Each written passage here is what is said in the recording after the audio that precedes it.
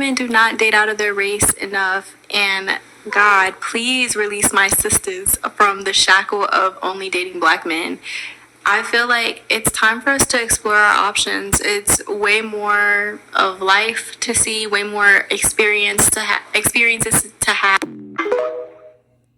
Hey guys, welcome back to my channel. So as per the title, guys, yes, you can see finally the monster of Diddy, P. Diddy comes. Finally, he has been arrested. And a lot of people were out here basically voicing their whole opinion on this whole situation. And I do have to say that oftentimes we would hear people saying that justice that is prolonged is oftentimes justice denied. But in this situation, we already know that Cassie came forward, I think almost a year ago, and she filed this lawsuit less than 24 hours later. This male who came out here initially and was attempting to deny all of the allegation that she was seeing, he only felt the need for him to then come out here and basically try to blame everybody else but himself for his despicable action, right?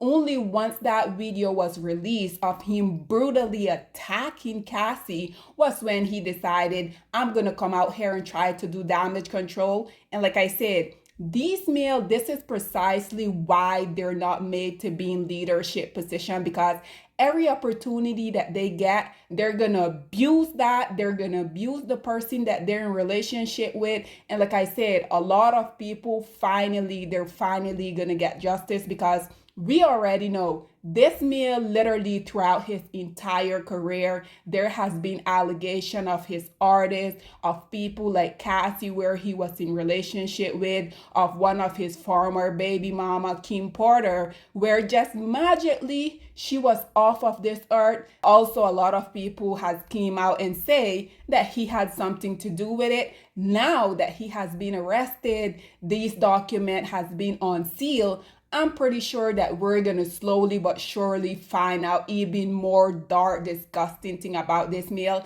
At this point, literally anything that come out, I'm not really going to be surprised. I'm not going to be shocked. This is precisely why I continuously come on here to caution you as a black woman to stay away from these demonic entity, because y'all saw how this man literally was dragging his ex, this woman that he claimed to be his preference. We all saw how he was abusing her in that video, right? So black woman, once again, stay away from these males. They're energy vampires. They don't deserve you. They don't deserve your energy, and they definitely don't deserve you creating a legacy for them. But nonetheless, guys, listen to what these people had to say, and then we will come back with more. Breaking news now. The indictment against Sean Diddy Combs has just been unsealed. Combs is being charged with racketeering conspiracy, alleging he ran an enterprise, that he engaged in sex trafficking, forced labor, or kidnapping, arson, and other crimes. He's also charged with sex trafficking by force. I want to bring in ABC's Phil Lipoff, ABC News contributor and SiriusXM radio host Mike Muse, and ABC News legal contributor Brian Buckmeyer for more. Phil, give us the details on this indictment. So we're just looking through it right now. You hit the highlights, but right off the bat, you know, they go through all of his, all of the names that, because they have to do that in an indictment. They have to name all the names he's ever gone by. And then they talk about, he relied on his employees and resources to influence the multifaceted business and what he would do. They allege that there were, among other crimes, sex trafficking, forced labor, kidnapping. They allege arson, bribery, obstruction of justice. They go on to talk about how he would abuse women. They talk about kicking and punching and dragging and forcing them to have, they talked about highly coordinated sexual acts with male prostitutes. I mean, this is extensive. This seems to be everything that we have heard about in allegations. I haven't been through the entire thing yet. We're all looking through it. But so far, what I can tell just in the first couple of pages is most of the things they are alleging in this indictment we have heard about. And Phil, I'm going to give you a chance to go through. I know I put you on the spot there, literally as we got that indictment now. Brian, walk me through legally. We've heard Diddy deny these charges, these accusations really throughout. Now they're officially charges. His attorney also before the indictment said that he's an imperfect person, but that he's not a criminal, again denying this. So what do you make of the fact that we're now seeing in black and white what the government is trying to charge him with?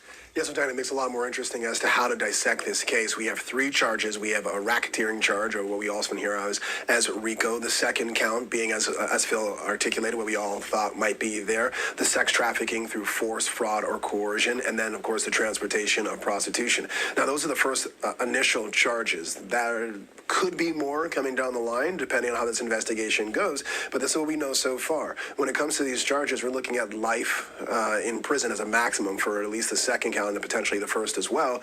But also when it comes to RICO, how they're describing this enterprise as its way of promoting, enhancing, and protecting the brand, and that sex and sex trafficking was a part of it. We're going to see all the ugly and gruesome parts of Bad Boy Entertainment that surround this alleged abuse in a way that I don't think many of us were prepared for. Ryan, can you talk about the degree to these charges? Because any kind of sexual abuse or sexual assault is bad enough, but it sounds like what they're describing is something that was really premeditated and coordinated. Yeah, so when you're talking about RICO, you're talking about a criminal enterprise, and criminal enterprises can be anything. Oftentimes, you associate RICO with, like, the mafia or things of that nature, money and violence.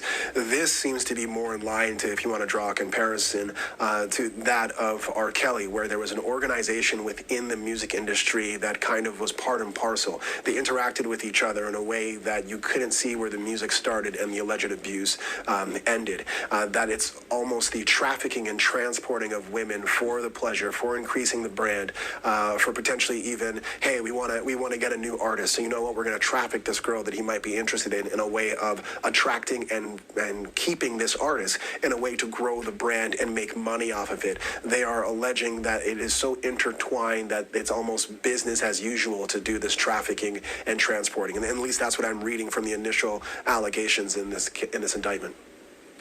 We think of Diddy, we think of the music, but his influence goes far beyond that. How significant is it to have charges of this magnitude against someone who is this powerful? It's huge. And just kind of give context to what Phil and what Brian is talking about. Diane, is in the conversation that we were just having a few moments ago. What I'm looking at from this unsealed indictment, of course, we need to learn a little bit more, is it seems like Cassie was such a big part of this indictment. A lot of these indictments comes from the lawsuit and allegations that Cassie was actually discussing. In particular, you think about arson. I know people are probably wondering, where is the arson coming from? In Cassie's lawsuit, she alleged that Diddy threatened to blow up a current rapper Kid Cudi's car, to which Kid Cudi's car did blow up in an explosion, to which Kid Cudi then gave a statement and said that he can confirm that actually happened. I'm thinking that's where the reference of the arson comes from. I'm also thinking about the male prostitutes.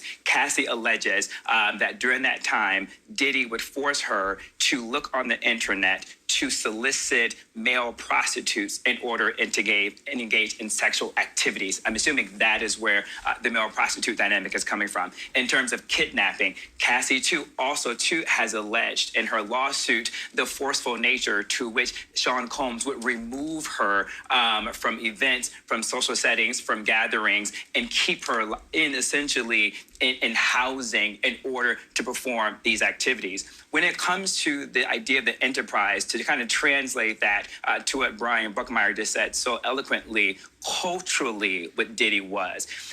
Diddy was the kind of person where if you were in the music industry, you wanted to be around. If you were trying to make your mark as an A&R executive, if you were trying to make your mark in the marketing, if you were trying to make your mark in order to hang out with him, to go to his home in the white parties in the Hamptons, that's how much of a pull Diddy had. I cannot underscore how Diddy had this concept and this idea of the Midas touch. And Diane, being a part of the music industry, being around Diddy, being around those events, being at his home in the Hamptons, being at his home in Miami, I had firsthand accounts, not of these allegations, I didn't see any of that, but how desperate people were to be in his orbit. I can't underscore that enough. You think about the 40th birthday party that he had that I went to at Cipriani's. I mean, they had Mariah Carey, you had, I remember the royal family was invited. I can't remember if they attended or not, right? But you had those type of individuals wanting to be there, coming.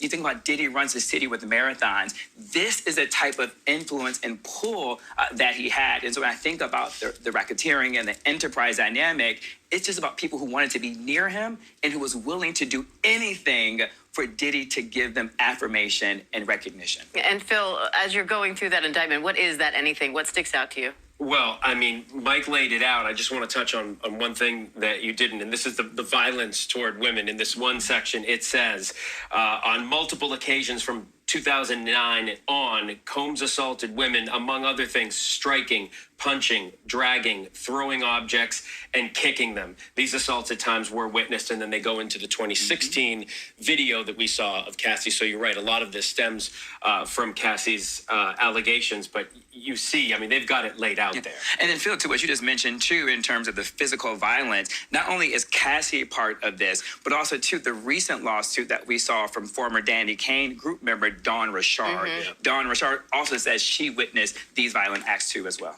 All right, Phil, Mike, Brian, thank you.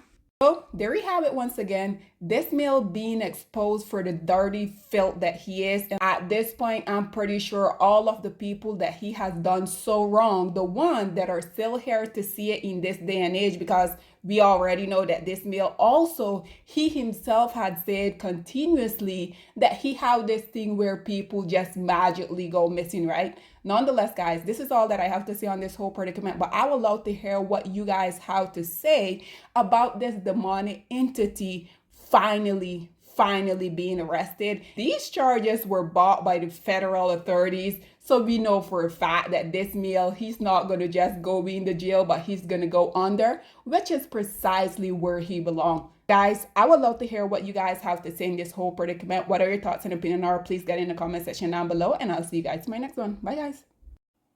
Black women, it's time to hold ourselves accountable because we are reaping what we sowed. We have lied and gassed black men up for centuries, letting them think that they are kings with no kingdoms, letting them think that they are the emperor when they are naked. And now we are dealing with the consequences of those actions. Instead of being honest with black men and requiring them to do better for not only themselves, but the community that they helped create, we have allowed them to tear it apart and then put it back together quietly behind their backs and then still let them get the credit for it.